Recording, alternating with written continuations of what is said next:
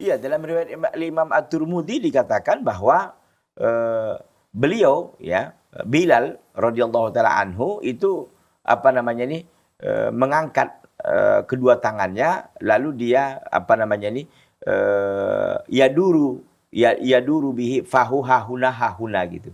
Jadi mulut beliau itu ke sana kemari gitu kan sambil tangannya itu ditempelkan di telinga. Itu dilakukan oleh Bilal radhiyallahu taala anhu muadzin Rasulullah sallallahu alaihi wasallam. Dan ketika mengucapkan hayya shalah hayya falah, hayya shalah dia ke kanan, hayya falah dia ke kiri gitu.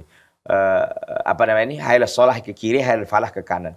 Tetapi Syekh Muhammad Ibn Shalih Al-Utsaimin mengatakan itu dilakukan jika memang tidak ada mikrofon gitu. Jadi kan inti dari adzan itu kan untuk memberitahu bahwa waktu sudah masuk dan dulu kan pengeras suara nggak ada.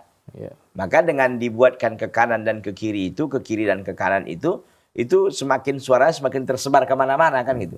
Nah kalau sekarang kata Muhammad bin Shalih Al-Utsaimin rahimahullah rahmatan wasi'atan, kalau memang mikrofonnya itu ada ya nggak usah lagi katanya. Kenapa? Karena kalau justru ke kanan atau ke kiri justru suaranya hilang jadinya kan.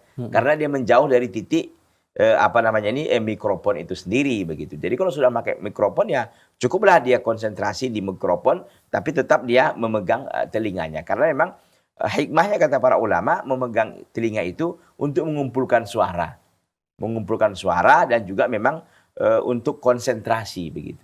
Dan kalau kita lihat orang-orang yang mengadakan apa ya, orang mengaji dengan suara yang tinggi ya, itu biasanya akan menutup telinga. Karena memang untuk mengumpulkan suara yang lebih kuat lagi. Nah, demikian Allah.